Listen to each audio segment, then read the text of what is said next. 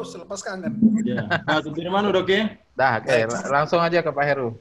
Oke, Assalamualaikum warahmatullahi wabarakatuh. Waalaikumsalam Waalaikumsalam warahmatullahi wabarakatuh. Alhamdulillah, syukurillah la haula wala quwata illa billah ma ba'du. Alhamdulillah pada hari ini kita bersyukur kehadiran Tuhan Yang Maha Kuasa karena kita pada hari ini dipertemukan di acara Akademik TV. Ya, kita bersyukur juga karena baru semalam kita merayakan Hari Kemerdekaan Republik Indonesia yang ke-75. Besok kita akan merayakan Tahun Baru Islam. Ini sebenarnya momen yang sangat bagus nih, Bro. Alhamdulillah pada siang hari ini kita telah terhubung dengan dua narasumber kita. Yang pertama adalah Bapak Profesor Dr. Abdurrahman Ginting. Assalamualaikum, Prof. Waalaikumsalam warahmatullahi wabarakatuh. Narasumber yang kedua adalah Bapak Sutrisno Muslimin, MSI. Assalamualaikum, Pak Dr. Waalaikumsalam warahmatullahi wabarakatuh. Alhamdulillah kita pada hari ini dipertemukan dalam acara seminar dengan tema Merdeka Belajar. Kita tahu Merdeka Belajar ini adalah suatu konsep yang diberikan, yang dijalankan oleh pemerintah lewat Menteri Pendidikan dan Kebudayaan. Tapi sesungguhnya Merdeka Belajar ini juga masih bingung di kalangan masyarakat kita. Karena di sini adalah Merdeka Belajar, orientasinya adalah merdeka berpikir katanya. Tapi kami mohon kepada Prof, barangkali kita langsung saja untuk minta pandangan dari Prof, apa sesungguhnya Merdeka Belajar. Kami persilakan, Prof. Terima kasih. Bismillahirrahmanirrahim. Assalamualaikum warahmatullahi wabarakatuh. Adinda, penyelenggara sekalian. Ada Ibu Popi itu, Direktur SMP. Ya, sekarang beliau menjadi Widya Prada. Kita bisa melihat Merdeka Belajar itu, kalau udah saya lihat dari saya pelajari apa yang dikemukakannya, agak sedikit berbeda dengan yang saya pahami. Ya. Tapi mungkin sama. Ya. Karena saya sekarang bukan orang pemerintah lagi, tidak banyak mendalami. Ketika itu diterapkan di perguruan tinggi, kampus Merdeka dan Merdeka Belajar, kok lebih cenderung kepada sistem persekolahannya, administrasi persekolahannya. Kalau saya melihatnya ini adalah kebebasan anak belajar supaya berpikir luas menghadapi abad 21 yang berubah dengan cepat tak terduga. Jadi nggak boleh pendidikan kaku. Ini tidak baru. Bagi saya ini tidak baru. Hanya dikemas dengan situasi yang baru. Kita sudah ada John Dewey, learning by doing. Kita pernah mengenal Montessori School. Kita pernah mengenal yang namanya sekolah Safi'i Kayu Tanam. Ya, yang merdeka. Murid itu disilahkan memilih ilmu apa yang dia mau peroleh. Dia mengatakan jangan mengharapkan jeruk menghasilkan mangga. Itu Pak Safi'i Kayu Tanam. Ya, di Makassar, Pak Halim bisa ditanya nanti. Kita sudah terapkan di SMA itu ada yang namanya lintas minat dan peminatan itu. Kita menerapkan sistem SKS. SMA itu juga sudah harus boleh SMP SMA menerapkan SKS. Ada di undang-undangnya, tapi nggak kita terapkan.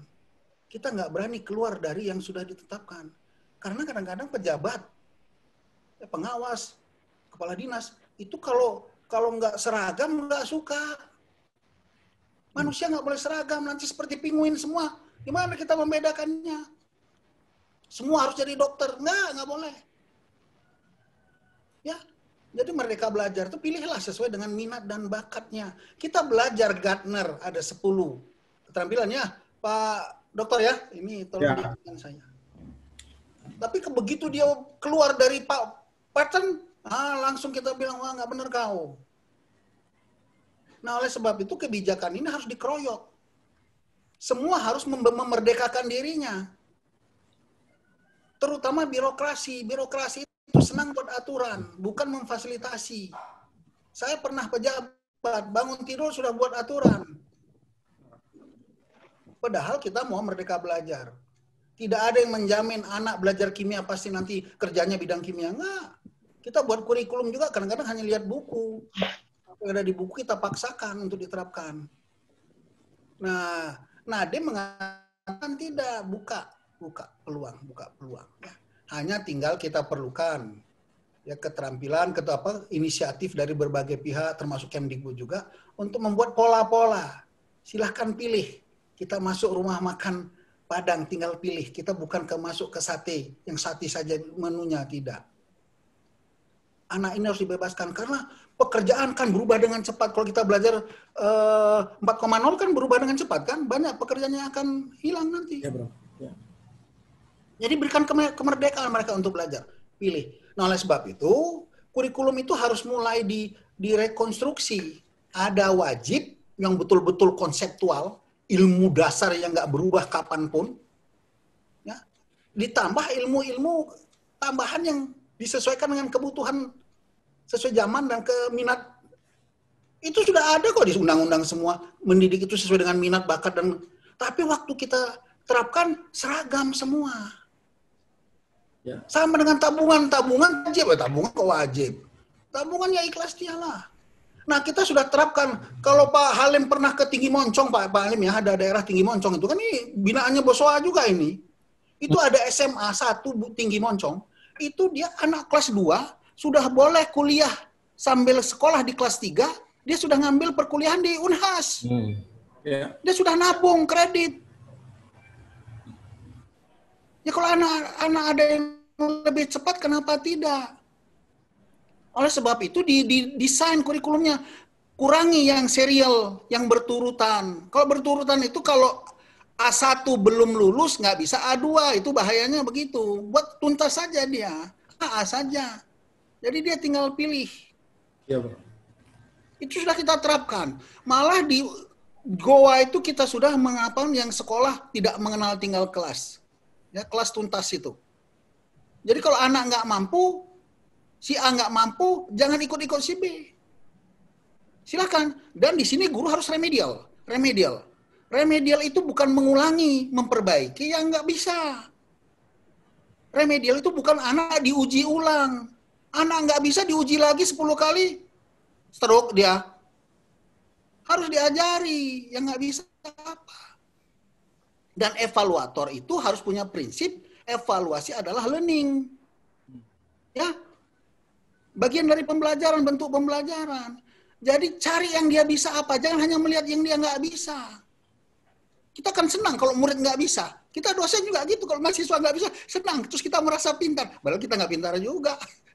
Iya, Bro. Kita cari orang yang nggak bisa. Oh, bisa aja kita cari.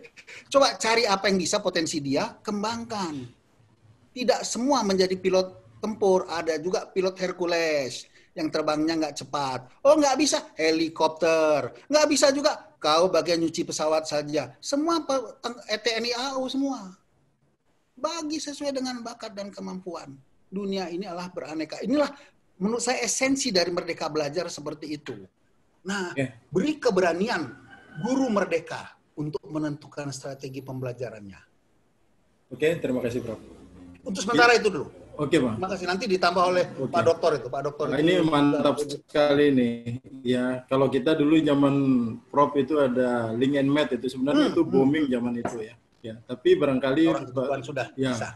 Kami mohon kepada Pak Sutrisno barangkali bisa memberikan gambaran tentang konsep Merdeka Belajar. Silakan, Prof. Silakan, Pak Dokter. Assalamualaikum warahmatullahi wabarakatuh. Salam. Bismillah, alhamdulillah. Amma ba'du, Prof. Abdurrahman Ginting yang saya hormati. Makasih, Pak Dokter. Abang saja, panggil abang aja, Bang Abdor. Supaya aku nggak tua.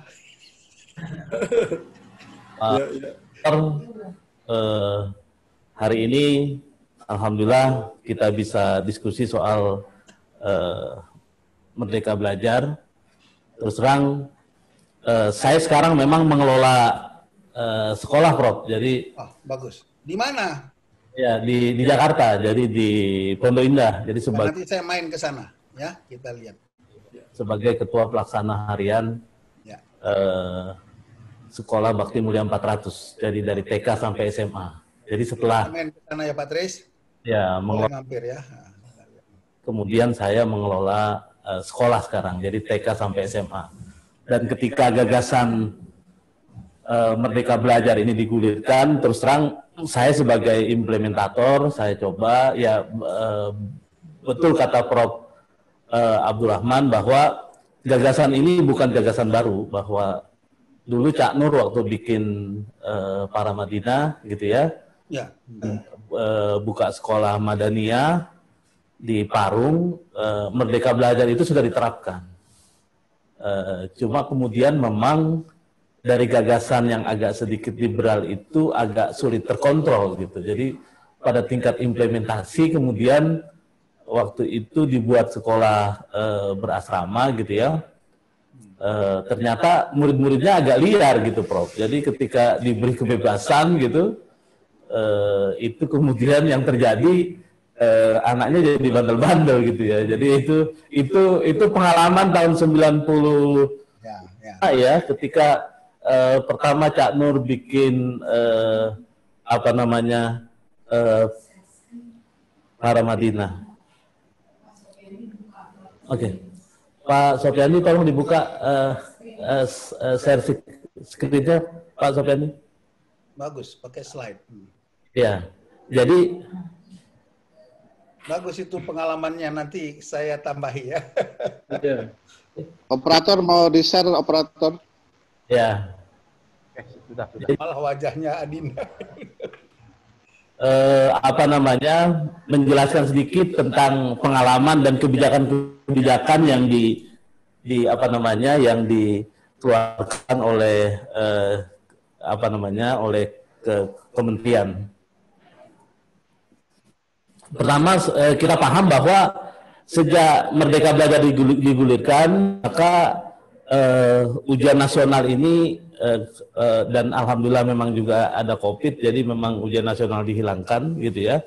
Dan selama ini memang ujian nasional ini menjadi masalah, Prof. Jadi saya sudah menulis di majalah Gontor itu tahun 2003 tentang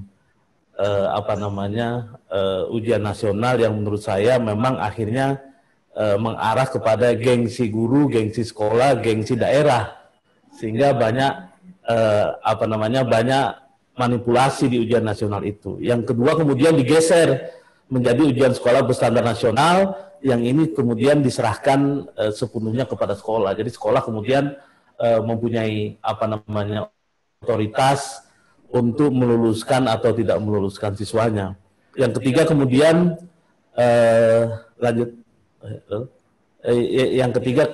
kemudian kita lihat rencana pelaksanaan kembali itu. Rencana pelaksanaan pembelajaran ini kemudian disederhanakan. Nadiem suka menyebut bahwa lesson plan cukup 1 lembar. Saya sejak dari direktur di International Islamic Boarding School tahun 2007 saya sudah gulirkan ini sebetulnya. Jadi bikin lesson plan itu nggak perlu banyak-banyak, yang paling penting jelas tujuannya, target yang mau dicapai gitu, kemudian bagaimana metode pembelajarannya. Dan yang keempat kita tahu adalah peraturan penerimaan peserta baru berdasarkan zonasi dan kemudian memasukkan unsur umur ini dalam rangka untuk bagaimana kemudian keadilan pendidikan ini bisa dijalankan. Lanjut.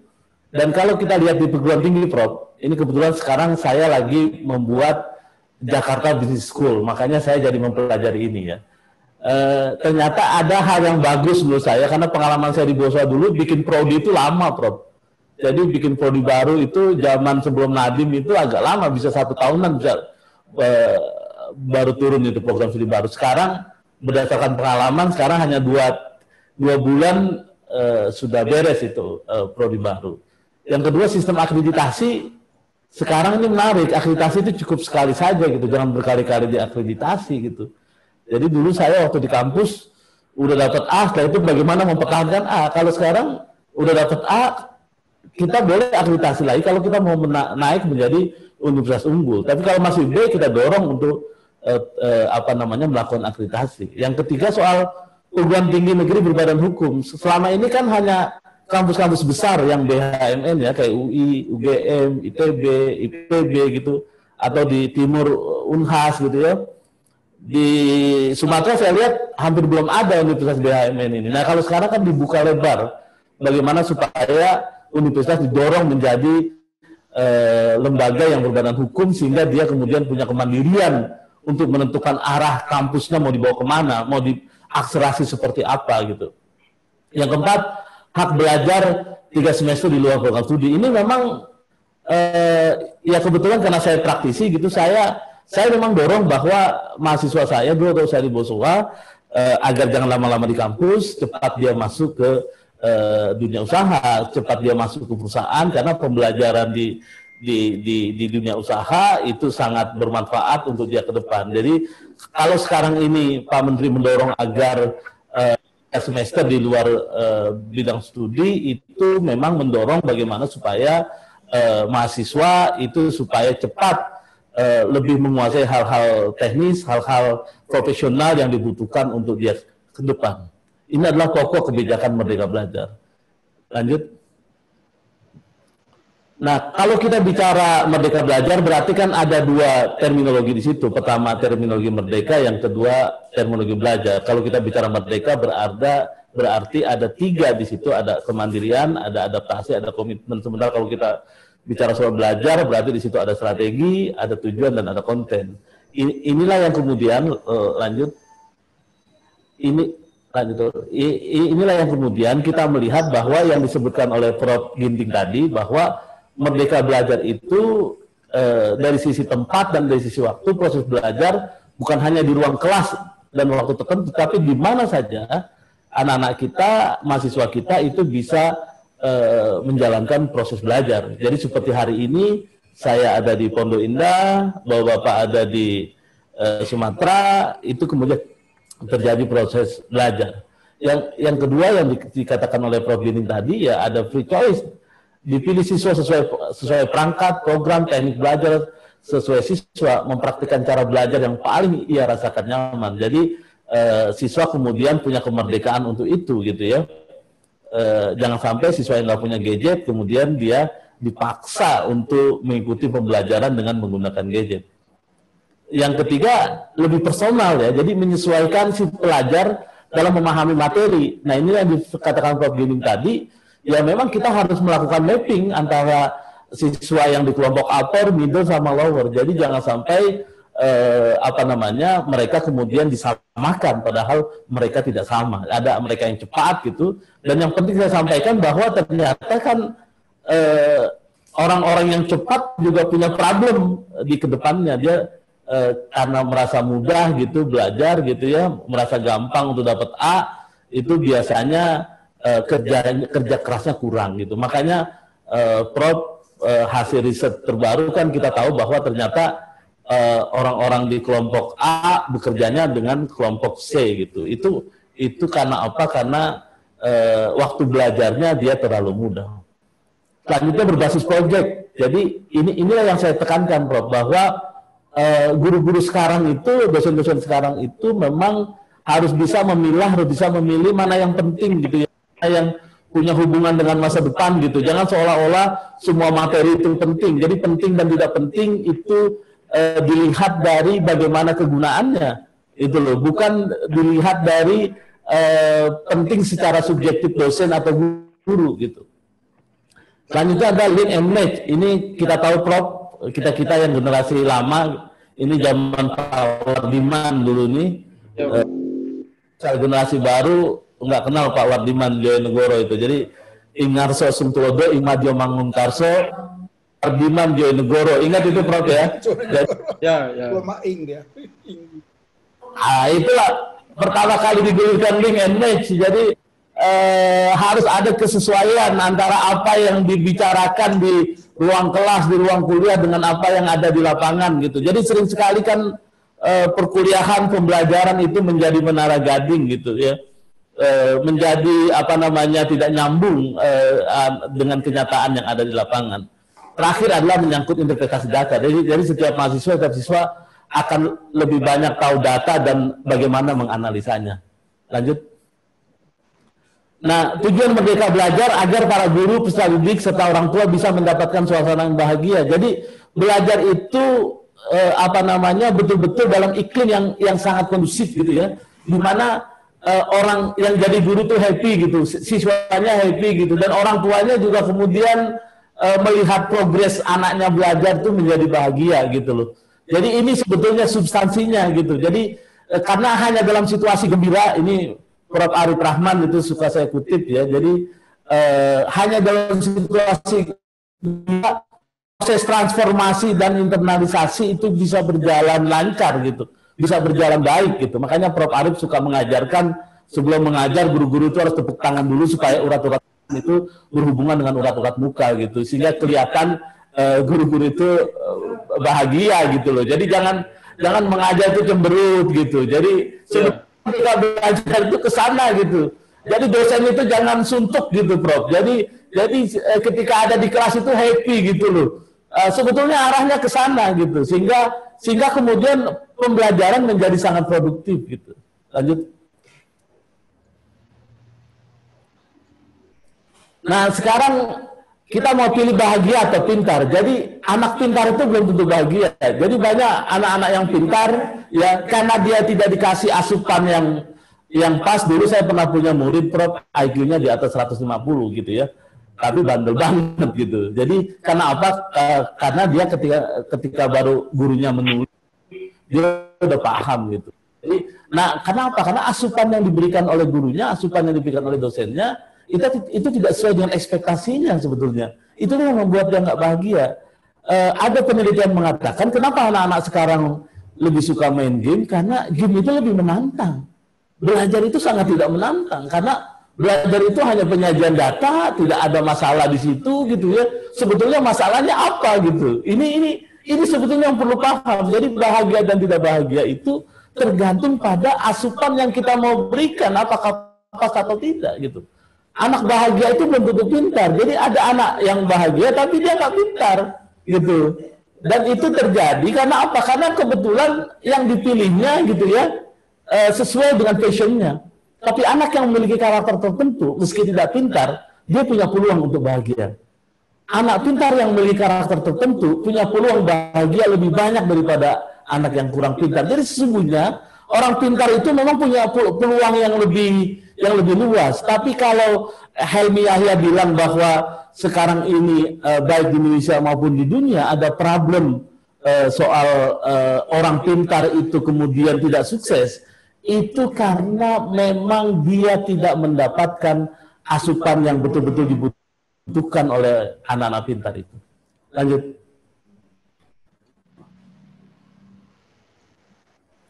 Nah ini karakter kebahagiaannya. Yang pertama kemampuan mengelola emosi ya. Yang kedua jujur dan integritas gitu ya. Jadi ternyata yakinlah kita bahwa kalau kita nggak jujur bisa dipastikan nggak bahagia itu ya. Jadi nggak ada orang selebritis gitu dia tampil dia make up segalanya sebetulnya di dalam dirinya dia nggak bahagia. Keteguhan dan tanggung jawab dalam memenuhi kewajiban, dia fleksibel dalam tantangan. Jadi kalau menterinya, saya terus terang lepas dari kontroversial menteri kita hari ini, saya suka. Jujur saya suka dengan menteri yang muda sekarang ini karena ada gagasan-gagasan yang kemudian walaupun tidak terlalu baru, didesain menjadi baru gitu ya, kita itu agak hidup lagi gitu loh. Dan kita kalau ingin bahagia kita dosen, kita harus ada fleksibilitas untuk menerima itu. Jadi fleksibilitas penerimaan kita itu mendorong kebahagiaan kita, itu loh. Yang selanjutnya keterbukaan terhadap ide-ide. Jadi banyak kita ya, alhamdulillah nih Prof, pengalaman saya mimpin untuk profesor di Makassar itu menurut saya lebih terbuka ke profesor-profesor di Jawa. Jadi ini sebagai catatan. Jadi kebetulan rektor saya itu dulu dekan dekan Fakultas Teknik Unhas ya.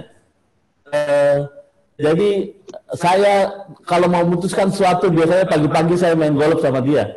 Pagi-pagi setelah itu kita putuskan apa yang harus kita siapkan untuk memajukan kampus.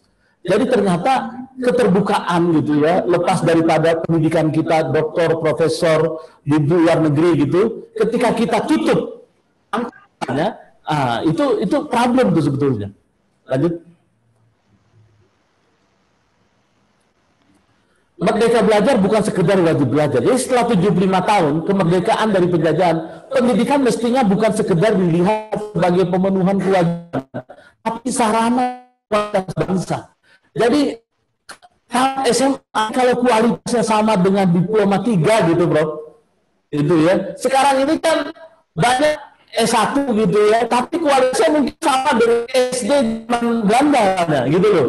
Jadi saya tahu, Prof, bahwa SD zaman Belanda itu pintar-pintar gitu, bisa jadi kepala desa gitu. Ya, sekarang tamat SMA kita bisa jadi lurah, Prof. Jadi ini, jadi pendidikan itu gitu, namanya kita dorong bagaimana untuk meningkatkan kualitas bangsa kita. Jadi, masyarakat kita itu semakin lama semakin baik. Jadi bukan level di Finlandia. Kami memperhatikan kualitas pengajaran, bukan panjang jam. Ini sering saya pada saat daring sekarang gitu, jangan disamakan pembelajaran pada saat offline gitu. Jadi bayangkan anak-anak kita harus menatap laptop dari jam 7.30 sampai jam 12 siang misalnya, itu ya. Jadi harus ada keseimbangan agar kegiatan belajar ya, bebas tekanan dan stres, motivasi dan siswa. Jadi sesungguhnya di kelas gitu, di ruang-ruang online itu harus sebetulnya lebih banyak bagaimana memperkuat motivasi peserta didik kita. Bagaimana potensi dia itu bisa aktus gitu. Karena sesungguhnya kita tahu anak-anak kita itu hebat-hebat, tinggal bagaimana kemudian kita dorong dia. Lanjut. Nah, apa output Merdeka Belajar, saudara? Kalau kita belajar secara konsep, lanjut Mas Heru, outputnya adalah pertama kita ingin, ya Mas Menteri ingin meningkatkan kemampuan literasi kita. Literasi adalah kemampuan bernalar menggunakan bahasa, kemampuan menganalisis sesuatu bacaan, ya, kemampuan untuk membaca konsep, gitu. Dan kita tahu bahwa hari ini Indonesia itu urutan 60, coba di bawah Thailand, di bawah Maroko, di bawah Kolombia, di bawah Afrika, di bawah Panama, di bawah Albania, di bawah Malaysia, di bawah Tunisia, di bawah Georgia, di bawah Turki, di bawah Serbia. Jadi jauh sekali gitu. Karena apa? Karena literasi kita itu baru sampai bisa membaca dan menulis. Makanya dulu kan kita tahu lagu guru kita kan itu gitu loh, bahwa telah membantu bisa membaca dan menulis. Tapi sebetulnya yang harus kita dorong adalah kemampuan literasinya, keterbukaan wawasan gitu. Jadi bagaimana kemudian teks yang dia baca dia paham gitu ya. Dia bisa konstruksi teksnya itu gitu. Dan gini, kalau Gubernur DKI Gubernur DKI itu suka bilang begini, suka bikin joke. Sebetulnya minat baca masyarakat kita itu tinggi. Indikatornya apa, Pak? Minat baca tinggi. Kalau minat baca WA itu tinggi. Jadi coba lihat WA grup kita itu tinggi sekali tuh, ya itu loh. Tapi setelah ada kiriman teks panjang itu langsung skip dia, gitu loh. Jadi ada problem di situ di kita itu. Jadi literasinya itu baru sampai baca untuk mungkin 1 alinea, 2 alinea. Tapi kalau sudah tebal gitu, itu sudah menyerah, ya itu. Nah ini output kita ke depan dengan dan kita ingin mendorong sinya meningkat gitu. Kalau bisa, ya kalau bisa seperti yang diagung-agungkan Pak Jokowi, ya kita menjadi negara nantinya 10 besar. 10 besar itu bukan hanya dari sisi ekonomi, tapi juga dari sisi literasi, karena literasi ini kemudian berbanding lurus ya dengan dengan kesejahteraan yang lainnya seperti itu. Yang kedua adalah lanjut numerasi. Jadi kemampuan menganalisis menggunakan angka-angka. Jadi kita tahu data, kita tahu angka, kemudian kita tahu gitu apa yang harus dilakukan. Makanya kalau memilih wali kota itu dia ngerti baca angka apa tidak. Jadi kalau hari ini saya sampaikan kepada teman-teman yang ada di Sumatera, Jakarta ini sekarang sudah 1 orang itu bisa menularkan 9 orang untuk COVID itu. Betul loh. Makanya sudah sangat berbahaya kondisinya gitu. Dan sekarang, Prof, ini saya sampaikan kepada kawan-kawan yang ada di Sumatera, ya kita sebagai pendidikan ini harus lebih gencar bagaimana kemudian kita ikut membantu, ya, bahwa kondisi ini kondisi darurat. Ternyata kita bahwa meninggal ini jauh lebih tinggi dari Cina, gitu ya. Yang terinfeksi juga jauh lebih banyak dari Artinya sekarang ini kita sudah sangat berbahaya. Itu kalau kita bicara kemampuan numerasi. Oleh sebab itu pemimpin itu harus punya kemampuan agar dapat berpikir rasional, sistematis, kritis dalam menyelesaikan masalah dan mengambil keputusan dari berbagai konteks. Jadi kemampuan membaca data itu penting untuk mengambil keputusan. Kalau kita di kampus misalnya seperti saya nih mau bikin sekolah bisnis di Jakarta, namanya Jakarta Business School. Kenapa demikian? Karena saya lihat bahwa terjadi excess demand. Jadi terjadi kelebihan permintaan untuk jurusan untuk prodi bisnis. Binus itu sudah kewalahan untuk menerima masuk jurusan bisnis. Oleh sebab itu maka melihat data itu saya kemudian memutuskan untuk membuat Jakarta Business School. Inilah kemampuan membaca data. Jadi data itu bukan sekedar di display, tapi data itu digunakan untuk mengambil keputusan. Lanjut. Nah, yang ketiga adalah karakter. Lanjut dulu. Jadi ini yang menurut Ki Hajar Dewantara ini adalah ya olah hati, olahraga, olah pikir. Jadi pendidikan ini olah karsa gitu ya. Ini harus bisa dimaksimalkan keempat hal ini gitu. Jadi religius, nasionalis, mandiri, gotong royong, berintegritas ini menjadi nilai utama. Makanya Mas Anies Anies Rashid Baswedan selalu bilang bahwa ke depan yang harus kita miliki itu adalah karakter. Ya, bahwa karakter ini memang nomor satu. Gitu. Karakter itu ada dua, jadi ada karakter moral, ada karakter kinerja. Jadi orang jujur tapi dia nggak boleh culas gitu. Jadi religius, jujur, toleransi, disiplin, kerja keras, kreatif, mandiri, demokratis. Ini nanti sebagai produk daripada Merdeka Belajar. Oke, lanjut. Nah, sekarang soal gurunya, soal dosen, saudara-saudara. Jadi guru merdeka itu pertama, ya. Jadi Merdeka Belajar itu nggak bisa kita ciptakan kalau gurunya merdeka. Nah, guru merdeka itu seperti apa? Pertama, dia harus berkompetensi, kedua berkarya, ketiga berkolaborasi, keempat berkarir. Saya ingin jelaskan singkat saja. Lanjut dulu. Berkompetensi ini, saudara sekalian, adalah pertama mampu beradaptasi. Kompetensi guru bukan sekedar tahu banyak hal, tapi mampu menerapkan untuk konteks siswa yang berbeda. Ini adalah mampu beradaptasi. Jadi ketika kita jadi guru, kita harus tahu betul bahwa murid kita cocok nggak kita kasih asupan seperti ini. Cocok nggak kalau kita jelaskan secara cepat, gitu loh. Yang kedua, pembelajar sepanjang hayat. Jadi selain sebagai pengajar, guru juga harus sebagai pembelajar. Jadi terus terang ya, kalau gurunya, kalau dosennya berhenti belajar, ini berbahaya. Gitu. Oleh sebab itu banyak guru yang tidak upgrade, gitu. Banyak guru yang tidak upgrade, banyak dosen yang nggak upgrade, gitu. Ya.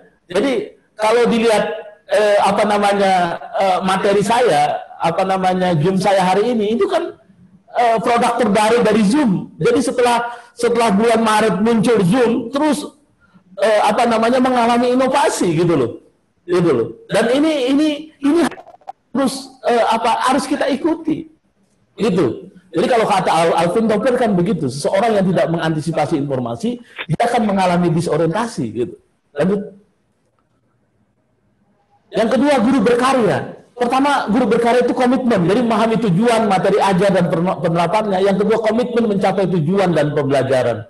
Yang kedua, solutif. Jadi guru berkarya itu mengatasi tantangan, tidak mudah menyerah atau menyalahkan orang lain. Dia selalu bagian daripada mencari solusi. Jadi saya kemarin waktu saya jadi pembina upacara di 17-an, saya bilang bahwa dalam kondisi begini nggak boleh mengeluh, ya. Jadi nggak boleh justru kita mengeluhkan keadaan seperti ini. Dosen itu nggak boleh mengeluh, justru ini adalah tantangan bagaimana kemudian menyajikan pembelajaran itu yang jauh lebih berkualitas dibandingkan dengan pembelajaran offline. Justru Prof, yang menarik adalah bahwa di pembelajaran online guru-guru tuh jauh lebih well prepared sekarang ini, gitu. Tidak ada guru yang tidak persiapan dia ngajar gitu di online, gitu. Kalau dulu kan cukup bawa buku gitu Prof, setelah itu dia cerita-cerita lama selesai. Pada saat online ini dia nggak bisa, dia harus siapkan betul bahan ajarnya secara baik. Nah yang ketiga adalah reflektif ya. Jadi dia harus bisa meminta umpan balik gitu dan menilai diri sendiri. Dia harus bisa bisa kontemplasi gitu ya. Dia bisa melihat apakah yang dia sampaikan ini udah benar atau tidak benar gitu. Itu. Lanjut. Ini guru berkolaborasi. Jadi bekerja dan belajar bersama dengan teman sejawat lebih penting daripada belajar dari ahli gitu. Jadi menciptakan peer tutoring, peer sharing yang menghasilkan rencana aksi yang lebih aplikatif, ya, memperkuat kerja tim guru gitu. Jadi ini harus tercipta gitu. Mas Nadiem suka mendorong ya agar semuanya bisa berkolaborasi di antara dosen satu jurusan, kemudian dengan macam jurusan, lintas departemen, lintas fakultas, lintas universitas. Inilah berkolaborasi. Lanjut. Nah, berkarir. Jadi guru merupakan pekerjaan bersifat gabungan dari panggilan jiwa, penguasaan teknik dan profesional. Guru perlu merancang dan mengembangkan karir sesuai dengan pilihan dan kompetensinya. Jadi saudara sekalian, guru itu harus berkarir.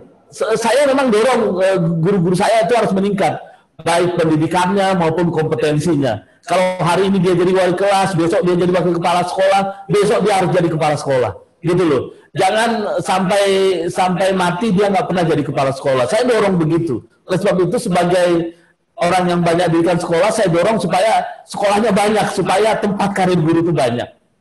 Lanjut. Nah ini pesan Mas Menteri, ini saya teman-teman juga sudah tahu ya. Ajaklah kelas berdiskusi, bukan hanya mendengar gitu ya. Jadi misal masuk ke kelas, ajaklah mahasiswa berdiskusi, jangan dia ceramah berjam-jam gitu ya, ceramahnya juga belum tentu bagus gitu, belum tentu prepare-nya juga belum tentu bagus gitu. Yang kedua, berikan kesempatan kepada murid untuk mengajar di kelas. Jadi sebetulnya ini mempermudah kita. Zaman saya kuliah di IAIN, Prof, saya itu tahun 90 ya, 90 awal, tahun 90 itu kuliah di IAIN ya, diskusi aja kerjanya. Dosen hanya mendengarkan saja, nanti dosen tinggal menyimpulkan gitu. Cetuskan proyek bakti sosial yang melibatkan seluruh kelas. Ini ada dalam rangka mengajarkan karakter, apalagi dalam situasi COVID begini, didorong anak untuk bisa berbuat di dalam kondisi seperti ini. Temukan suatu bakat dalam diri murid yang kurang percaya diri. Jadi kalau melihat murid yang berada di kelompok lower, berada di kelompok lemah, maka baca, lihat ya, kira-kira potensi apa yang bisa dikembangkan. Tawarkan bantuan kepada guru yang sedang mengalami kesulitan. Terakhir, saya ingin memutarkan video, Prof. Ini kisah sukses pembelajaran di Finlandia. Menurut saya penting untuk kita simak sebentar. Bagaimana kemudian hanya 5 jam dalam satu hari, tetapi dia menjadi negara dengan kualitas pendidikan terbaik di dunia.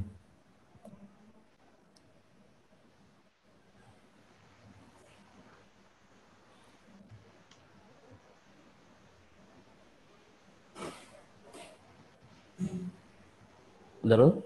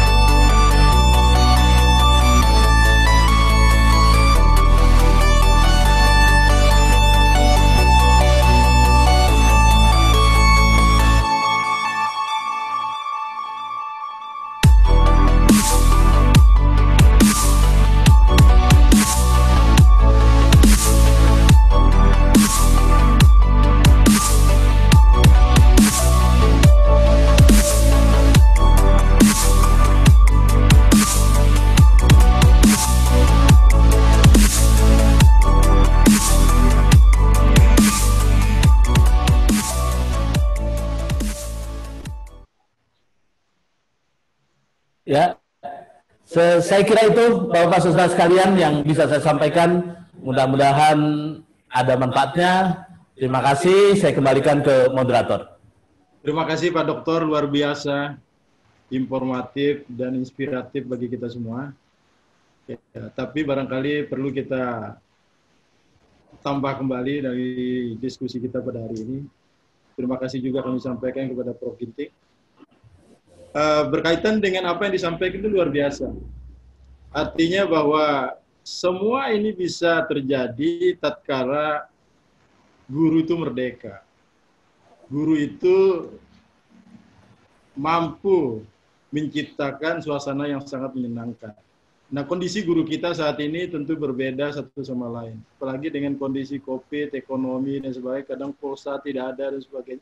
Ini action plan dari Merdeka Belajar nih dengan kondisi guru sekarang, seperti apa, Prof? Baik, saya sambil mau mewarnai yang disampaikan Ya. Pak Dr. Sutrisno tadi sudah lengkap dengan baretnya. Sudah semua di cover di situ. Satu nada dengan saya menambahkan beberapa hal-hal underline. Saya pernah menulis buku yang judulnya adalah Menggurukan Guru. Untuk menjadi guru yang merdeka, guru itu harus benar-benar jadi guru. Sehingga sesuai dengan definisi yang saya sampaikan juga dalam buku saya, belajar mengajar itu adalah memotivasi dan memfasilitasi siswa untuk mau dan mampu belajar sendiri. Kalau dia sudah belajar sendiri, kita lepas. Ingat, Ki Hajar Dewantoro itu punya 3 prinsip kepemimpinan yang tadi disinggung oleh Pak Dokter. Ya, Ingar Sosung Tulodo, Madio Mangunkarso, Tut Wuri Handayani. Yang dipakai jadi simbol Kemdikbud yang mana? Handayani. Ya kan? Bukan 3-3. Jadi guru harus bisa Tut Wuri Handayani. Tapi ini juga berkaitan dengan budaya kita, budaya orang tua, ya. Kemudian sejarah perjalanan pendidikan kita dari satu orde ke orde berikutnya. Ilmu sudah berkembang. Jadi pendidikan juga harus menyesuaikan diri, guru menyesuaikan diri, kebijakan menteri juga menyesuaikan diri. Memang tidak salah ganti menteri, ganti kurikulum, karena ilmu sekitar kita berubah. Dulu zaman Belanda, orang asal bisa calistong, bisa jadi klerk, kerani. Ilmunya nggak banyak. Tantangannya juga nggak banyak. Sekarang setiap hari muncul temuan baru. Coba program komputer saja. Teman ada yang mengatakan, kalau mau meningkatkan kemampuan guru lebih bagus pendidikan akademik, kualifikasi daripada penataran. Nggak begitu. Ada yang melewat akademik, ada yang lewat penataran. Kalau kebutuhannya mendesak, perkembangannya mendesak, Anda lebih tunggu baca buku atau baca majalah. Majalah itu lebih cepat. Tapi sifatnya crash program dan ilmunya yang instan-instan. Jadi keduanya diperlukan. Kita nggak boleh pula seperti kuda, lihat kiri, belok kanan, nggak lihat kiri, belok kiri, nggak lihat kanan. Buka. Nah, dalam tulisan saya, ini tolong Bu Popi bantu saya mengingatkan. Saya sudah buat tulisan di majalahnya GTK, tapi nggak diterbit-terbitkan. Sampai kehilangan momentum. Mungkin dirjennya takut dengan tulisan saya. Tugas Direktorat Jenderal Guru tidak hanya untuk menyeragamkan. Tidak hanya kompetensi. Saya setuju, saya yakin setuju Pak Sutrisno. Tidak hanya kompetensi, tapi bagaimana mengubah mindset guru kita dari pengajar menjadi pendidik. Ilmu itu harus kita bedakan mana ilmu yang konseptual, mana yang ilmu untuk kerja. Yang kerja untuk hidup itu link and match. Diambil dari kurikulum yang belajar bebas. Tapi ada ilmu standar. Itu ilmu konseptual yang nggak boleh dirubah. Jadi harus kita bagi dua. Oleh sebab itu, saya kemarin di Dewan Ketahanan Nasional juga menyarankan kurikulum kita masa COVID ini harus kita restrukturisasi. UNESCO pernah mengajarkan kepada kita bagi menjadi 3 kategori materi itu. Must know, Itu yang harus diajarkan tatap muka. Jadi kalau blended, ketika tatap muka, ajarkan yang Masno ini. Ini paksakan, harus bisa. Kali-kali itu harus bisa. Nulis dia harus bisa. Kalau nggak bisa, ya nggak bisa belajar, kan? Ya. Yang kedua, should know. Ya, sedikit di bawah wajib. Sunat kalau dalam Islam. Yang ketiga, nice to know. Suruh cari sendiri dia. Ya, jadi harus dikategorikan begitu. Nah, guru itu seperti tadi sudah disinggung juga oleh Adinda Sutrisno. Guru itu harus sebagai menteri pendidikan di kelas. Dia yang menentukan prioritas-prioritas ini. Makanya dalam tulisan saya katakan, gurulah kurikulum yang hidup, gurulah yang menghidupkan kurikulum. Tidak ada menteri, tidak ada dirjen di kelas. Mau dikemanakan, tergantung dia. Nah ini sudah terjadi pada pengajian. Guru ngaji itu nggak pakai kurikulum, nggak pakai sertifikasi. Punya kesadaran sendiri, Sabang sampai Merauke seluruh dunia. Semua bisa baca Quran, bisa Al-Fatihah, bisa sholat. Ngajarnya masing-masing. Ada yang di kelas, ada yang di bawah pohon. Kenapa? Mengajar itu sudah di hatinya. Ya Pak Trisno ya. Jadi guru itu sudah harus joyful teaching. Jangan hanya joyful learning. Joyful teaching. Jadi dia harus penasaran. Harus menikmati ngajar itu. Wah bervariasi dia. Jangan asal melaksanakan tugas. Ini kan sejarah perjalanan pendidikan kita. Dulu kan guru juga jadi tukang hitung angka, pemilu dan sebagainya. Baju harus seragam, baju besi. Ini sudah terlanjur salah juga sejarah perjalanan pendidikan kita. Nah sekarang harus kita kembalikan. Guru menjadi guru yang mandiri, yang happy. Ikipnya juga harus berubah. Ya, ikipnya juga harus dengan pendidikan profesi guru itu harus memberikan keleluasaan kepada mereka. Nah, jangan seperti kemarin, Pak Dres, saya nanti kalau ketemu Pak Nadiem sampaikan itu. Ketika ada pengarahan tentang kampus Merdeka, datanglah pejabat-pejabat Kemdikbud dari Dirjen Dikti. Belum apa-apa sudah buat aturan. Yang 4 semester harus begini, harus begini, harus begini, harus begini. Loh, mau merdeka kalau diaturannya banyak sekali. Ya. Jadi tidak boleh dia mengembangkan aturan. Yang dikembangkan adalah fasilitasi. Harus melihat positif. Tadi seperti saya katakan ya, jangan cari salahnya saja.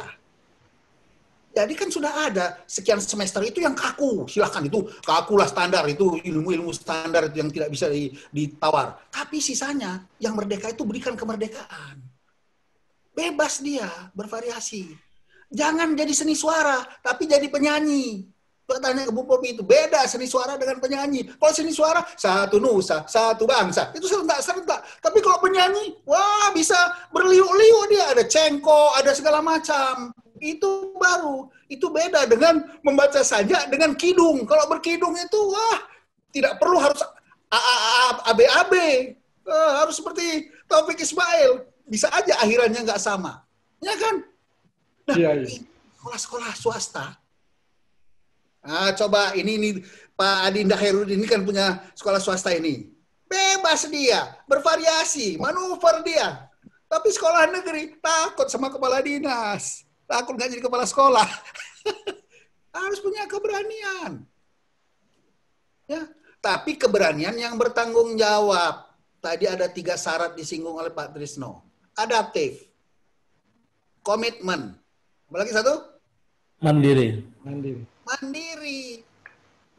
Dialah menjadi menteri pendidikan. Dialah menjadi khalifah di kelasnya. Harus ada rasa penasaran. Aku mau buat begini dengan kelas saya.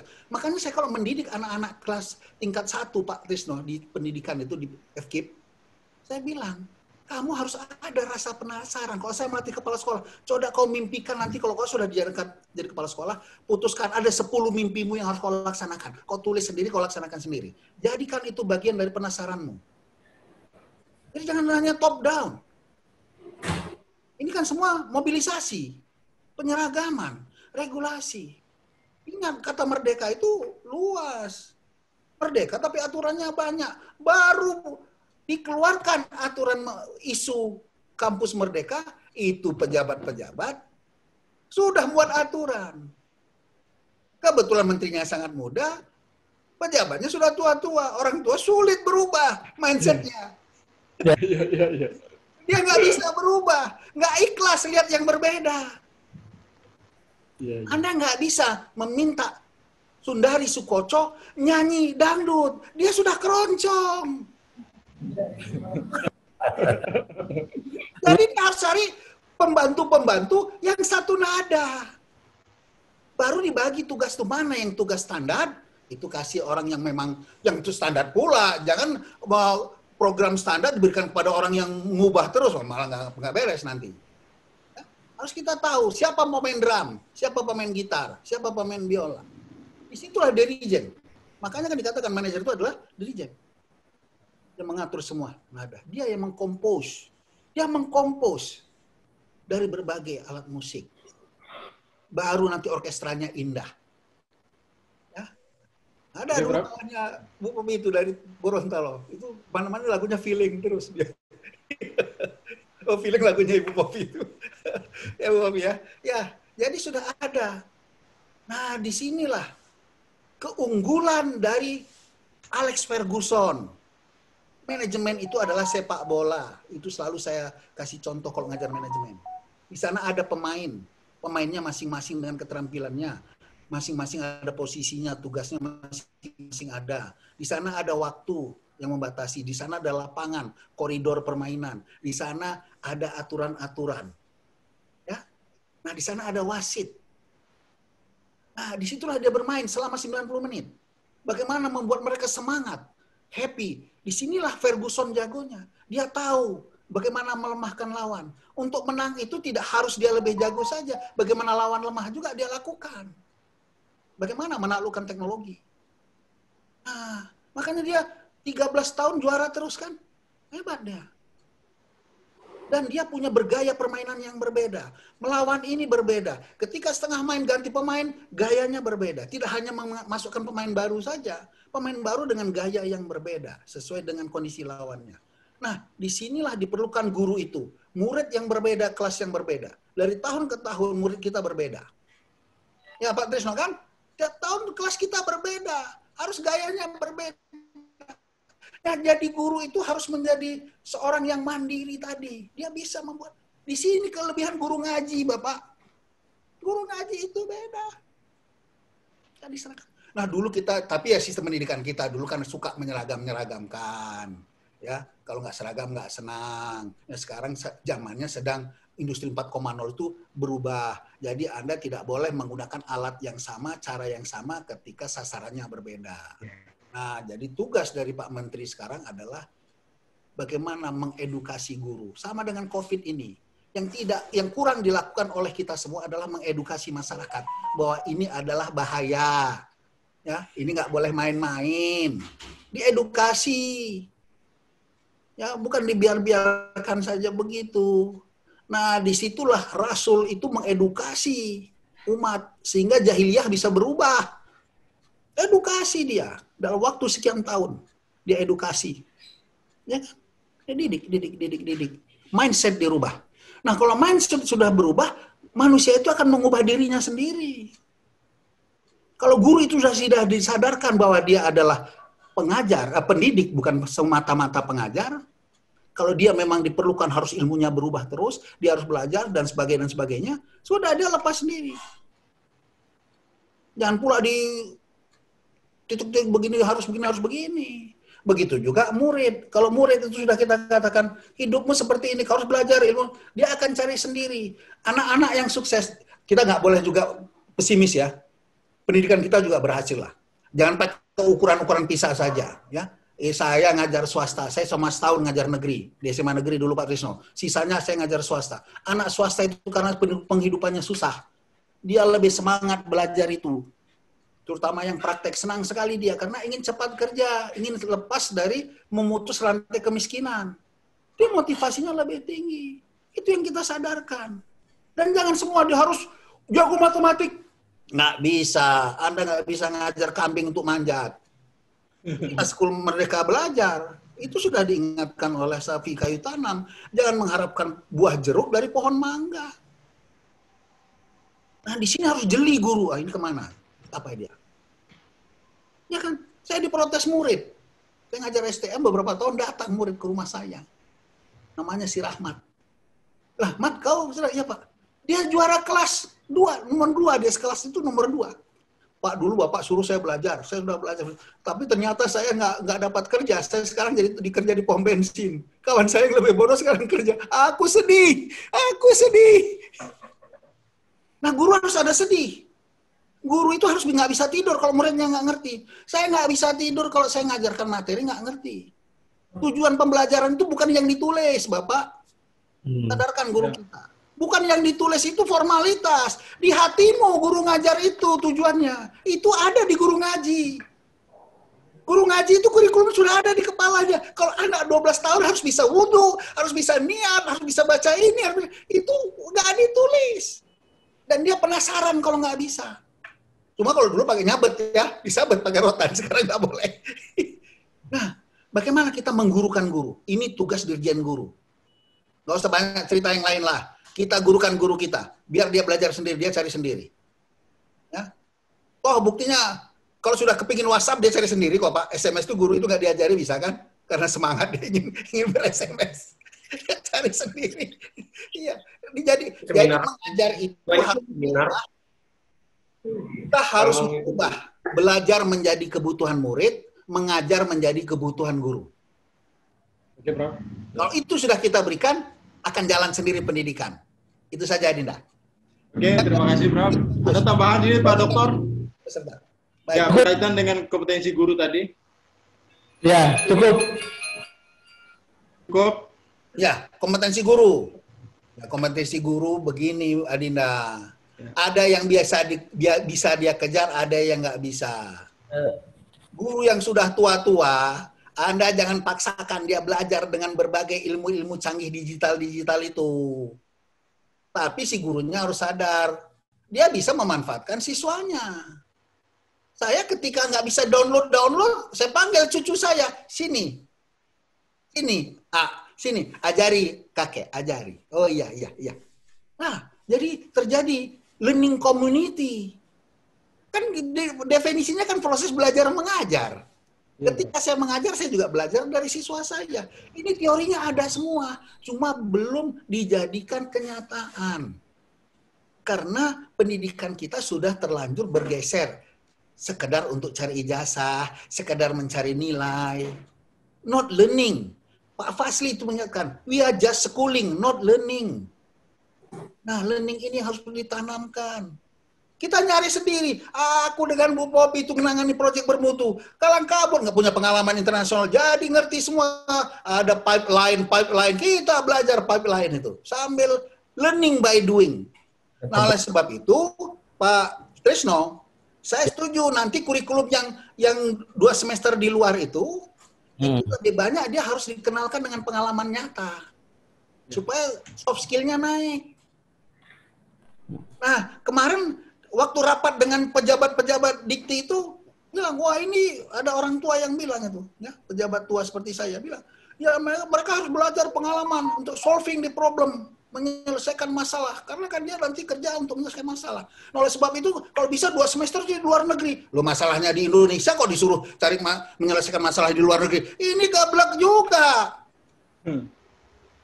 Jadi jangan terus muluk-muluk, ini nggak. Relax saja. Kita menyelesaikan ini dengan cara relax saja. Jangan terus mimpinya kalau praktek di lapangan di luar tuh harus di luar negeri, harus enggak.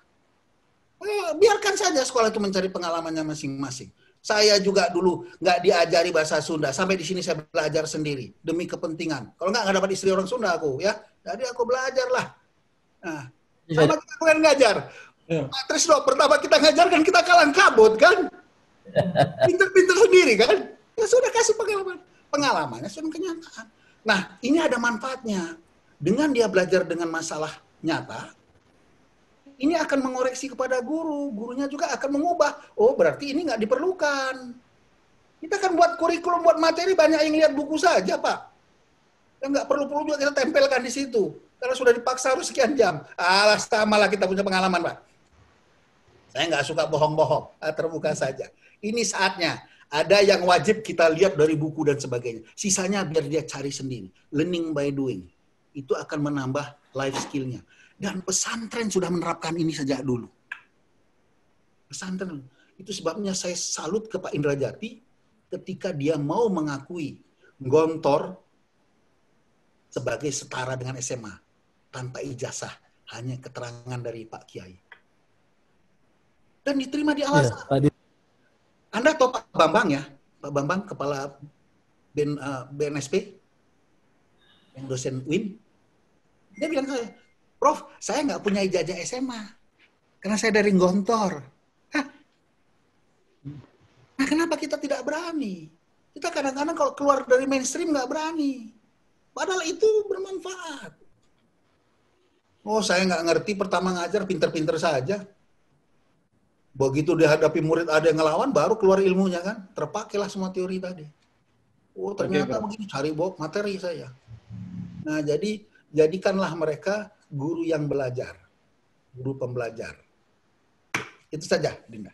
Oke, terima kasih Prof. Tambahan sedikit untuk Pak Dr. Susitno. Tadi apa yang disampaikan oleh Prof. Ginting tentang konsep merdeka belajar, kita tambahkan lagi dengan apa yang Bapak sampaikan tadi. Ini kan ada 3 konsep nih, ada 3 macam yang harus kita pahami.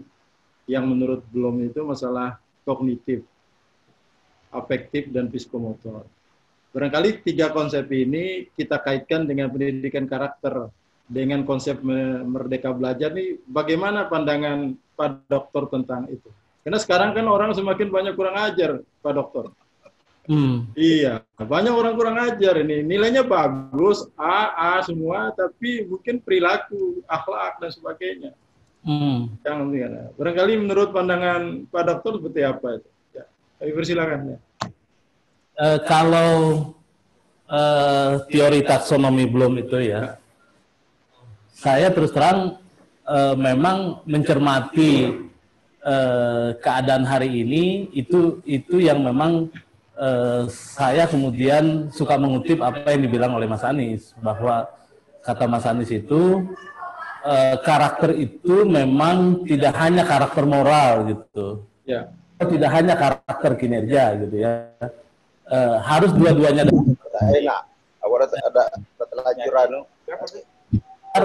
Orang-orang jujur juga adalah orang-orang yang pekerja keras gitu loh. Ya. Orang jujur tapi malas gitu. Ya. Orang jujur tapi culas gitu loh. Jadi kan ini kan banyak yang paradoks memang hari ini terjadi gitu. Jadi bagaimana kemudian kesalehan sosial itu nggak berbanding lurus dengan kesalehan spiritual kan begitu. Dan yang ingin kita ciptakan kan sebetulnya agak sedikit paripurna gitu. Bagaimana kemudian orang mempunyai kompetensi sosial, mempunyai kompetensi profesional gitu ya. Jadi lengkap gitu loh. Dan ini semua sebetulnya bisa lengkap kalau kemudian proses belajar mengajar yang diadakan di sekolah itu kemudian betul-betul kondusif ya, betul-betul kemudian mencontohkan hal-hal seperti itu. Kalau saya bilang begini, Pak, bahwa susah melahirkan orang-orang yang bahasa secara spiritual kalau gurunya tidak spiritualitas gitu loh. Jadi kalau gurunya nggak sholat tahajud, ngajarin sholat tahajud itu nggak bisa gitu. Jadi itu memang makanya kompetensi guru yang ditanya oleh Pak Dokter tadi, ya memang pertama dia harus menjadi penjaga gawang ini ya, kompetensi masa kini. Artinya guru itu juga harus bisa menyaring ya, membantu muridnya untuk menyaring apa-apa yang baik dan apa-apa yang tidak baik gitu. Jadi kalau hari ini banyak orang percaya sama hoax, itu sesungguhnya karena kita tidak memberikan contoh yang benar gitu loh. Bahwa kemarin kan protes ke Menteri itu Prof. Abdurrahman ya, bahwa ternyata pembelajaran daring ini nggak efektif. Kenapa demikian? Karena begitu pembelajaran dimulai, kemudian videonya dimatiin ya, kemudian speakernya dimatiin gitu loh. Itu kan berarti apa yang dilakukan guru selama ini kan nggak berhasil gitu loh. Jadi ini sebetulnya penting. Yang kedua, guru itu sebagai penghubung sebetulnya. Jadi dia harus bisa menghubungkan siswa, ya, dari peristiwa hari ini dengan yang akan datang. Dia harus bisa mengkoneksikan gitu. Kira-kira ke depan itu akan seperti apa kehidupan itu, gitu. Jangan sampai kompetensi yang kita siapkan itu nggak sesuai dengan apa yang dibutuhkan nanti, gitu. Jangan sampai realitas yang ada di kelas itu sangat berbeda jauh dengan apa yang ada di luar kelas. Guru harus bisa jadi penghubung itu. Sehingga yang Pak Prof. Abdurrahman tadi bilang bahwa Alexander Ferguson itu pelatih MU, dia mampu meracik pemain, dia transfer Cristiano Ronaldo dengan harga mahal, tapi dia bisa jual jauh lebih mahal gitu. Itu karena apa? Karena dia tahu, ya, hari ini Cristiano Ronaldo seperti ini, tapi ke depan akan seperti itu, gitu loh. Itu. Yang ketiga sebagai katalisator, yang keempat sebagai fasilitator. Jadi guru-guru itu memang harus lengkap lah perannya, baru kemudian kita tidak menemukan, ya bukannya tidak akan terjadi gap ya, gap itu akan selalu ada, tapi kita bisa meminimalisir gitu.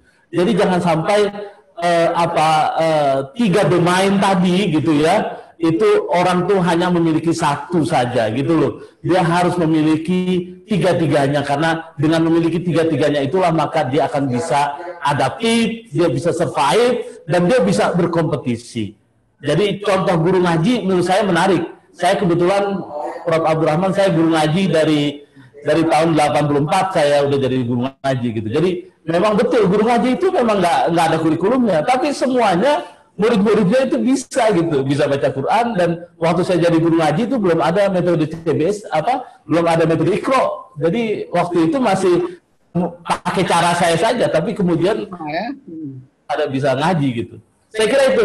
Makasih. Oke, terima kasih Pak Dokter, luar biasa pada hari ini. Saya menambahkan sedikit. Iya, Prof. Terkait dengan sikap. Jadi saya kan banyak berkecimpung juga dalam pelatihan dokter. Saya pemegang sertifikat untuk melatih TT ahli bedah darurat. Pendidikan profesi dokter itu betul-betul merupakan proses transfer sikap, transfer knowledge, dan transfer keterampilan ketika dia menjalani yang namanya koas itu, ya, dan profesi dokter umum PPDU atau pendidikan profesi dokter spesialis itu dia magang. Nah, IKIP kita itu harus dirubah. Banyak dosen-dosen IKIP kita tuh nggak pernah jadi guru, nggak pernah ngajar, teori ke teori saja. Sementara di kedokteran itu tidak ada dosen kedokteran yang tidak praktek. Ya. Jadi dia bisa cerita nyata, dia dampingi. Sini nak, kau ikut saya ke bed, ke bangsal. Nah, kau periksa itu. Jadi ada begitu.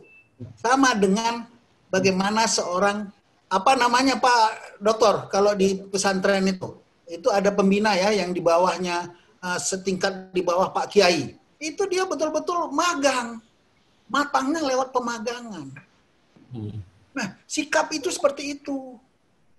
Nah, saya masih ingat Pak Sawal Gultom mengatakan, itu kepala badan guru, kita itu hanya mengejarkan pengetahuan tentang, knowledge about. Kita tahu itu yang namanya karakter, kita tahu yang namanya Gardner, tapi hanya tahu sebagai pengetahuan, tidak menjadi darah daging kita. Dosen guru dan guru itu harus menjadi role model. Tadi disampaikan Pak Dokter, harus jadi role model, harus jadi contoh, digugu ditiru. Sikap hanya bisa diajarkan lewat itu yang paling efektif. Kalau disampaikan, coba lihat film-film pembelajaran yang dibuat guru-guru itu, membersihkan sampah, yaitu fotonya pasti sama. Anak buat kertas buang ke lubang sampah, nggak bisa begitu. Ajak dia ke jalan ke pasar, perilakunya lihat. Suruh makan dia, begitu dia buang sampah, ingatkan, jangan, sini nak, harus ke sampah begini. Begitu. Ini kalau hanya pengetahuan tentang, hafal semua. Saya pun tahu sholat tahajud gimana, tapi nggak saya lakukan kan. Harus nyantrik namanya. magang. Jadi pendidikan profesi guru itu harus diberubah strateginya, bukan hanya kurikulumnya, tapi strateginya. Bagaimana transfer of attitude, efektifnya. Nah, itu yang terjadi juga di Akabri. Akabri itu 4 tahun. Dibentuk, topinya saja dibuat topi yang menutup mata supaya dia jalannya tegak. Duduknya nggak pakai sandaran supaya dia jalan tegak. Dia nggak boleh jalan, harus lari. Kemudian setelah tamat 4 tahun, 1 tahun dia menjadi suspa dulu, kursus perwira, magang, sebelum menjadi komandan batalion. Ibu. The real situation. Ya, harus di real situation. Nggak bisa simulasi-simulasi. Nah, jadi saya harapkan Pak Menteri juga dengan Pak Dirjen Guru, mumpung sekarang kementeriannya bareng sama, nggak bisa-bisa, itu IKIP di improvisasi. IKIP itu terlanjur kebanyakan IP-nya daripada K-nya. Ilmu pendidikannya lebih banyak daripada keguruannya. Beda dengan SPG zaman dulu. Bajunya saja sudah bagus. Sekarang coba guru SD, mahasiswa, gondrong-gondrong. Jadi perlu reformasi. Ini reformasi serentak, ini momentum. Memang ada beberapa kekurangan Pak Menteri, kekurangan. Ya sudahlah, kita jalan. Kita ambil yang bagusnya saja. Mari kita perbaiki. Ya, Dirjen Guru juga mengutamakan, menggurukan guru. Ya. Saya pikir demikian tambahan dari saya. Oke, terima kasih Prof. Terima kasih Pak Doktor. Kami mohon petunjuk dari Pak Sudirman, bagaimana? Halo? Ya, Ya. halo. Mungkin ada pertanyaan dari peserta, Pak Dokter. Oke, kami persilakan kepada peserta yang hadir pada hari ini, kesempatan ini untuk menyampaikan kedua narasumber kita. Kami persilakan. Ya. Silakan kepada peserta, silakan sebut nama. Ibu Ya. Popi, Ibu Popi. Ibu Popi, silakan Bu Popi, salam kenal. Ya, silakan. Baik, terima kasih. Assalamualaikum warahmatullahi wabarakatuh. Salam. Selamat siang. Terima kasih Prof dan Pak Doktor, paparan yang hebat yang mudah-mudahan banyak menjadi inspirasi bagi guru-guru. Saya hanya ingin menyampaikan mungkin nanti strategi apa yang harus disiapkan, mungkin dari Prof dan juga Pak Doktor, karena kan sekarang ini kan era teknologi.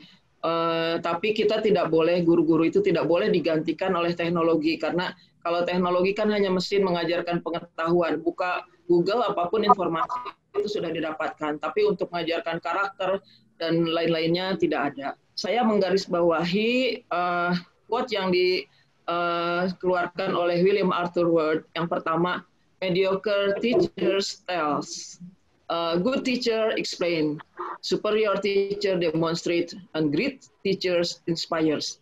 Nah, mungkin ini yang belum difahami oleh para guru-guru. Sebagian yakin banyak sekali guru-guru hebat atau dosen-dosen hebat, tapi mungkin ada yang belum paham bahwa tugasnya itu bukan hanya menerangkan, kadangkala dengan bisa menjelaskan sudah merasa puas. Karena tadi kan mediocre itu hanya bercerita saja, itu mediocre. Kalau menerangkan itu baru good teachers, tapi bukan yang great teachers. Harapannya kan supaya tadi semuanya bisa tercapai tujuannya, pisahnya, karakter dan sebagainya, maka siapapun tuh harus menjadi great, yang hebat. Artinya di sini kita harus sadar bahwa guru-guru itu jangan hanya bercerita di kelas, jangan hanya menjelaskan, dan akan lebih baik lagi kalau mendemonstrasikan seperti tadi yang disampaikan oleh Prof. Abdur, tidak hanya melihat anak membuat sampah, tapi dibawa ke pasar, mendemonstrasikan langsung ternyata sampahnya tidak dimasukkan ke tempat sampah. Itu kan termasuk superior teachers mendemonstrasikan. Tapi yang paling penting di sini adalah yang menginspirasi, harus menjadi great teacher atau great lecturers. Artinya bisa menginspirasi, dan kalau sudah menginspirasi artinya akan terinternalisasi oleh siswa, oleh mahasiswa, sehingga akan menempel. Nah, mungkin karena Prof dan Pak Dokter ini banyak pengalaman, saya ingin bertanya strategi apa supaya kita-kita ini menjadi seorang yang great teacher atau great lecturers, sehingga memberikan inspirasi kepada siapapun, termasuk Prof. Abdur ini kalau menjadi narasumber selalu great narasumber bisa apa itu ya Prof. Pak Dokter, terima kasih. Terima kasih. Assalamualaikum warahmatullahi wabarakatuh. Terima kasih Bu Novi. Ada tambahan? Pak Dokter dulu itu, Pak Dokter. Ya, oke, silakan Pak Dokter. Saya sih gini. Ya. Saya senang ini lihat Ya. generasi muda ini. Jadi terus terang ini saya bercerita saja. Ketika saya jadi guru tahun 93 saya sudah ngajar madrasah aliyah, Prof. Jadi kita ini betul kalau kita jadi guru itu sebetulnya paling penting bagaimana kita menginspirasi siswa-siswa kita gitu loh. Dan saya memang strategi saya itu selalu saya kelihatan lebih pintar dari mereka. Saya selalu kelihatan lebih hebat daripada mereka. Oleh sebab itu penguasaan materinya harus sempurna. Yang kedua penggunaan metodenya harus tepat.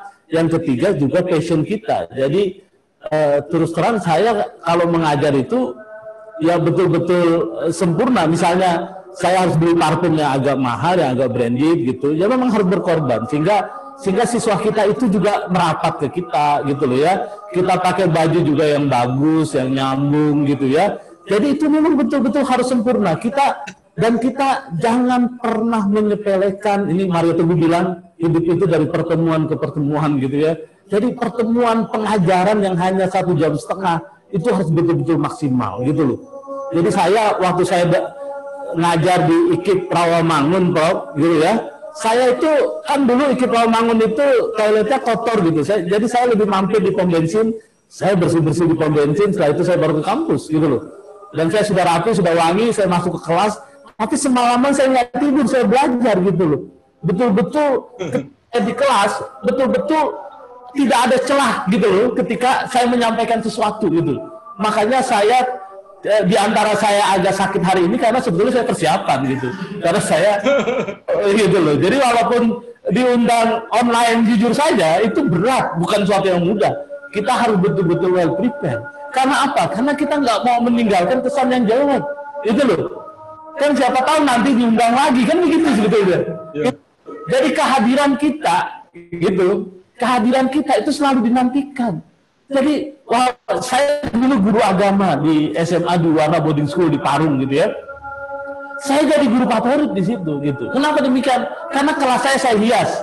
Zaman Pak Indra Jati Sidi, kebetulan Prof. Abdurrahman tadi nyebut Pak Indra Jati Sidi, saya ini penulis soal ujian nasional, Prof. Soal sosiologi, itulah hebatnya tamatan YIN, ngajar apa aja gitu ya. Dan bisa mimpin apa aja. Itu YIN kelebihannya itu gitu ya. Jadi saya bisa jadi guru favorit gitu, ngajar agama. Karena apa? Karena saya kemas kelas saya gitu ya. Kemudian saya persiapkan betul-betul sehingga anak-anak itu mengikuti pembelajaran agama sangat menarik gitu. Jadi menurut saya strateginya adalah itu di kita. Jadi kita siapkan materinya, kita siapkan metodenya, kita siapkan kitanya. Jadi ruhul mudaris, jiwa keguruan kita itu betul-betul kelihatan ketika kita tampil gitu loh. Jadi jangan pernah kita menyepelekan setiap kali kita tampil. Itu Bu. Saya penting itu saya sampaikan. Jadi kalaulah semua guru di kita, semua guru kita gitu, betul-betul mempersiapkan diri.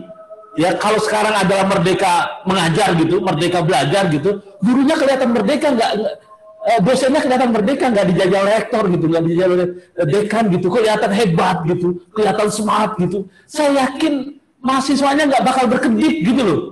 Dan kemudian juga salah satu contoh kita itu bisa menginspirasi banyak murid kita gitu yang mengikuti karir kita itu contoh misalnya begitu. Kenapa? Kok kita kelihatan hebat gitu. Jadi kalau kemudian murid-murid kita membenci profesi guru, ya itu indikator gagal tuh menurut saya. Kenapa demikian?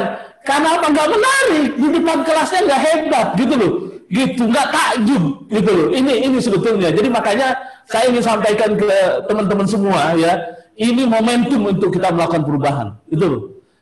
Usia kita itu nggak panjang, waktu mengajar kita juga nggak panjang itu loh. Tapi di waktu-waktu sedikit itu berikan yang terbaik. Itu Itu sebetulnya strateginya. Makasih. Oke, Pak Dokter. Lanjut, Pak.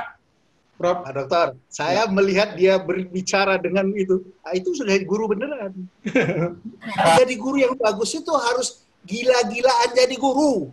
Iya. Nah, saya menurut pengalaman saya aja. Iya. Ilmu pengetahuan itu adalah pelengkap hard skill-nya, soft skill-nya yang perlu kita tingkatkan. Bagaimana internalisasi profesi. Nah, mengenai tadi pembelajaran daring, kenapa banyak yang mengeluh? Ini pemerintah juga harus melatih. Guru kita itu nggak terbiasa ngajar jarak jauh. Ini baru pengalaman pertama. Instructional, penelitian saya mengatakan mereka instructional desainnya, desain pembelajarannya sama dengan tatap muka, makanya nggak menarik buat muridnya. Dan itu memerlukan kebutuhan kemampuan tersendiri. Nggak semua orang bisa menjadi pengajar jarak jauh. Jadi lebih bagus, mari kita pilah ini guru kita yang bisa membuat desain untuk dipakai secara nasional dengan berbagai variasi, baru yang tidak bisa menjadi pendamping. Ini tidak bisa dilepas-lepas begitu saja. Semua harus daring, yang tua-tua nggak bisa. Dan yang muda juga kalau nggak bisa biasa membuat pembelajaran jauh nggak bisa, nggak sederhana. Nah yang kedua, nanti kan tadi Bu Popi nanya gimana kok saya, kata dia, menurut saya enggak. Gini, saya itu menjadi guru itu karena terpesona kepada guru saya. Betul. Jadi saya dulu belajar di STM, ada guru yang dari IKIP. Yang lain itu ada IKIP, ada yang tamatan STM juga. Dulu bisa jeruk makan jeruk. Ini ada 2 guru praktek ngajar. Namanya Pak Mani Huruk dengan Pak Sayang Sembiring. Kok ngajarnya bagus sekali. Saya terpesona, sampai saya putuskan, aku nggak ke USU. Saya STM elektronika, aku mau jadi guru. Sangat enjoy saya. Kemudian begitu saya jadi guru SMA, kemudian pindah ke Cimahi, saya ngajar 4 sekolah. 83 jam seminggu. Segala macam saya ajarkan. Nah, kemudian saya masih bujangan, Pak. Kalau malam-malam itu saya jalan ke rumah-rumah murid, lihat yang belajar atau enggak. Di Cimahi. Kemudian saya ke pasar, ada anak yang malakin supir angkot, itu saya jewerin. Nah, kalau saya ada uang, saya ajak anak-anak ini, saya guru olahraga bela diri juga, saya ajak jalan ke Lembang, saya jajanin, saya enjoy, saya nikmati, saya gila-gilaan jadi guru. Sehingga itu akan membentuk gaya ngajar saya. Because my heart is there. Kalau your heart is not there, Anda nggak bisa jadi guru yang sebenarnya. Maka banyak-banyak nonton film. Praktek mengajar itu, si guru-guru di IKIP, dosennya itu harus banyak buat film-film dan cerita. Guru, contoh, film Laskar Pelangi itu sangat bagus. Saya wajibkan murid saya nonton itu. Bagaimana ibu muslimah tanpa digaji, cari duit dari menjahit. Ngajar karena warisan dari bapaknya sekolah itu. Dia bawa tidak ada alat praktek ke pinggir pantai melihat pelangi. Kreatif. Dia tidak sertifikasi, orangnya masih hidup. Cuma nggak sempat ketemu Bu Popi waktu saya ditugaskan ke, dia ternyata di Belitung, tidak di Bangka. Saya kepingin ketemu. Masih hidup itu Bu muslimah itu. Nah Pak Harfan, bagaimana Bapak yang satu lagi diangkat jadi PNS, dia tinggalkan muridnya. Padahal menjelang ujian nasional. Itu banyak pelajaran, saya wajibkan mahasiswa saya. Satu lagi ada film yang mungkin juga wajib untuk ditonton oleh calon-calon guru. Dulu mendapat Oscar tahun 60-an, 70-an. Pemainnya itu Sidney Poitier. Ya, itu dia dapat Oscar dari film itu. Sidney Poitier itu. Dia juga pernah main sebagai siapa yang orang Afrika Selatan pemimpin itu? Mandela. Nelson Mandela. Nah, dia judul filmnya bagus, To Serve with Love. To Serve with Love. Mengajar dengan kasih sayang cinta.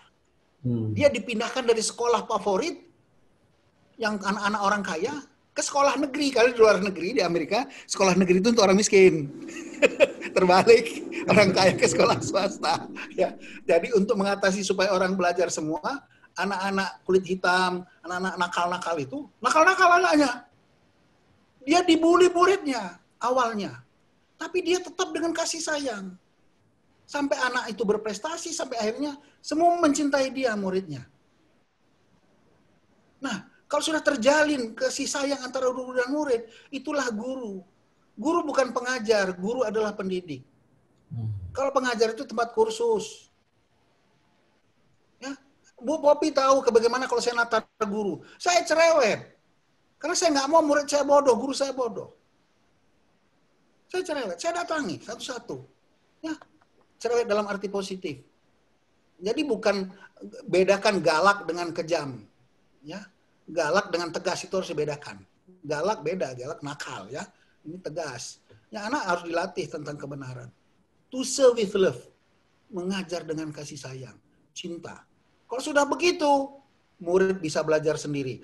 Ilmu saya terbatas, Bapak. Saya nggak bisa semua ilmu murid itu hanya terbatas di saya. Dia hidup di zaman dia. Kalau saya ngajarkan hanya PowerPoint zaman sekarang, besok dia tamat sudah ada ilmu baru. Tapi kalau sudah saya didik dia untuk belajar sendiri, nah dia akan cari sendiri.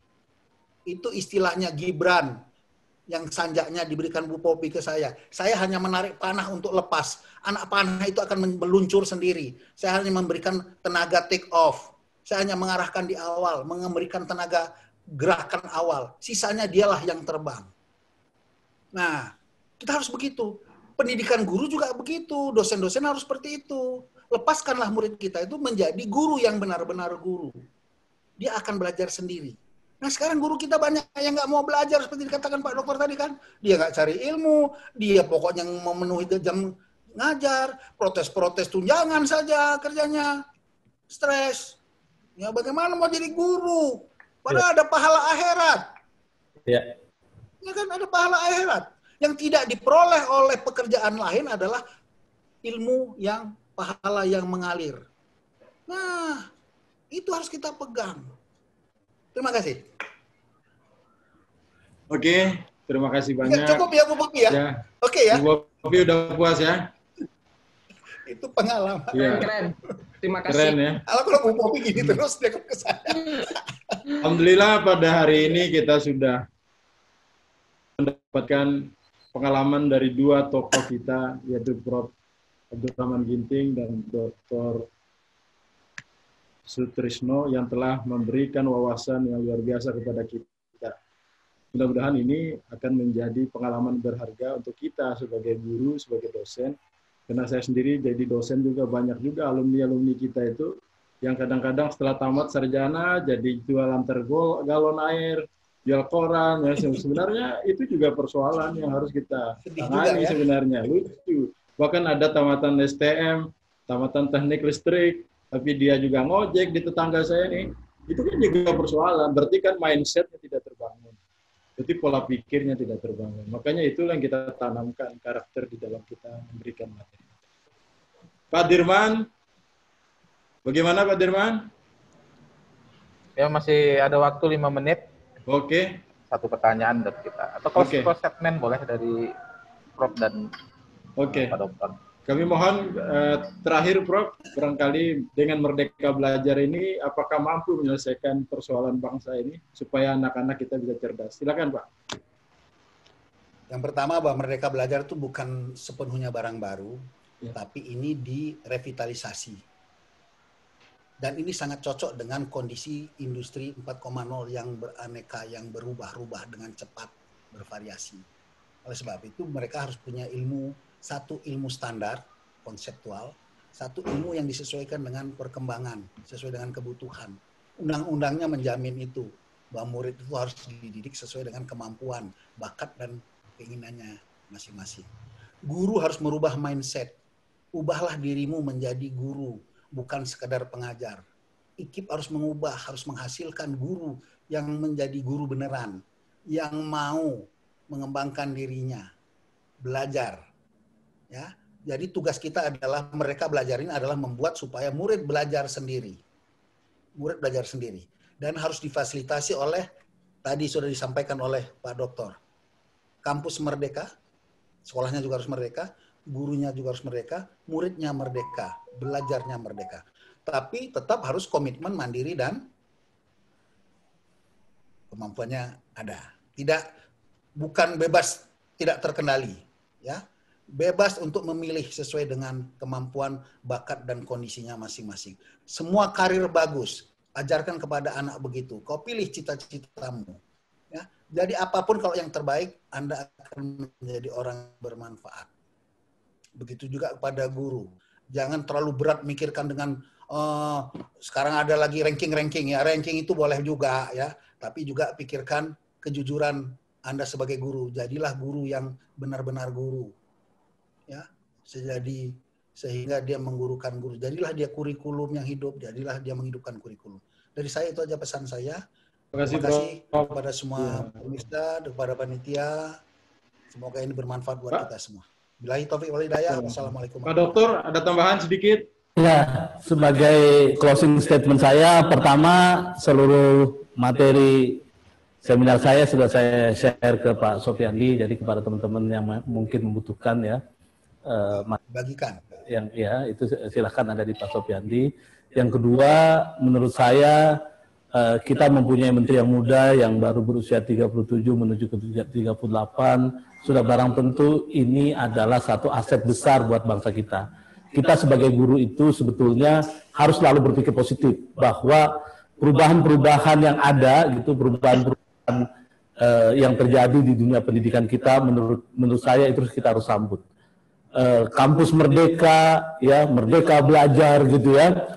Ya jujur kita memang harus mengakui bahwa hari ini guru-guru kita itu belum bisa menciptakan iklim belajar yang merdeka gitu, di mana masih banyak di antara kita yang mengajar sesuai dengan apa yang dipikirkan oleh guru tersebut. Oleh sebab itu saya setuju dengan apa yang dikatakan Prof, bahwa mindset kita harus berubah, mindset kita harus terbuka gitu. Berapapun usia kita, apapun pangkat kita hari ini gitu ya, terhadap gagasan-gagasan baru, terhadap inovasi-inovasi baru, kita harus terbuka. Karena dengan keterbukaan itu adalah bagian daripada kemerdekaan. Saya kira 75 tahun merdeka kita udah tua sekarang sebetulnya. Jadi sudah saatnya memikirkan apa yang dikatakan moderator tadi, bahwa kita sebetulnya harusnya bersedih ketika melihat murid kita tamat STM cuma bisa jadi tukang ojek gitu, atau terperangkap menjadi gojek sampai mati gitu ya. Dan itu terjadi karena apa? Jujur itu salah kita sebetulnya. Kita sebagai pendidik tidak mampu kemudian menghidupkan semangat belajar sepanjang hayat mereka. Betul apa yang dikatakan Prof, kita ini